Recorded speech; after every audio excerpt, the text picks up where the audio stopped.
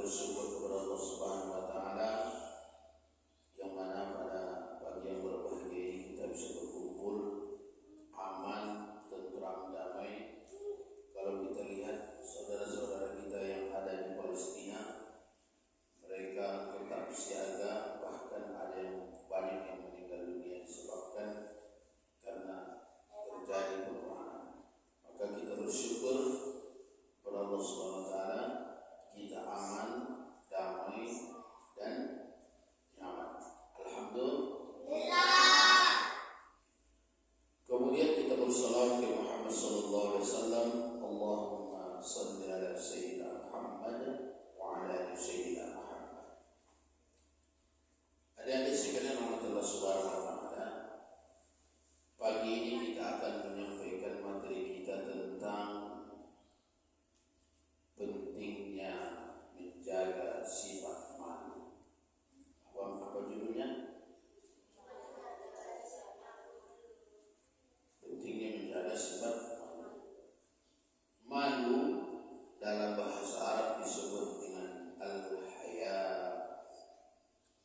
Al-haya, kalau al-haya itu hidup, tapi kalau al-haya'u malu. Apa kata Allah dalam Al-Quran? Innallaha la yastahyi ayyat riba mathalan ma ba'udah. Sesungguhnya Allah tidak malu membuat apa? Nyamuk sebagai contoh. Bagi siapa?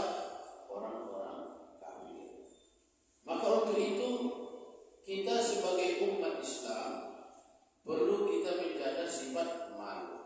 Apa kata Rasulullah sallallahu alaihi wasallam dalam hadisnya? Al-haya'u wal imanu qarinan jami'a. Malu dan iman itu adalah merupakan pasangan dalam segala sesuatu. Dalam hadis lain disebutkan Nabi, al-haya'u minal iman. Malu itu sebagian dari iman. Sekarang kan kalau kita lihat kasusnya ataupun cerita-cerita di televisi atau di medsos dan sebagainya, sekarang ini ada kasus yang menarik. Seorang ayah membunuh anak dan istrinya. Kira-kira itu apa yang penyebabnya itu? Hilangnya rasa malu. Seorang ayah membunuh anaknya. Sebaliknya ada juga seorang anak membunuh ibunya. Naudzubillah. Maka adik-adik sekalian yang sudah mengaji, maka amalkan malu. Malu itu secara bahasa adalah seorang yang tidak berani berbuat sesuatu karena dia merasa malu terhadap orang lain.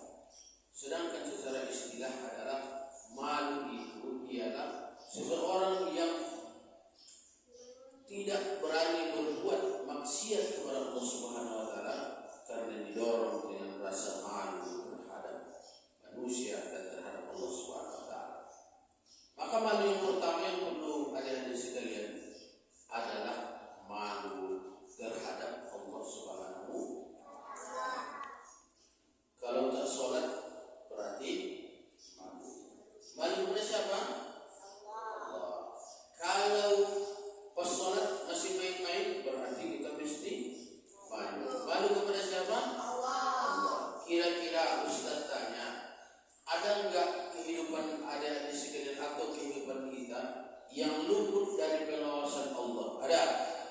Ustaz, kalau saya sendiri di kamar Allah tak tahu. Ada? Dimanapun kita berada, tetap Allah Subhanahu wa taala mengetahui.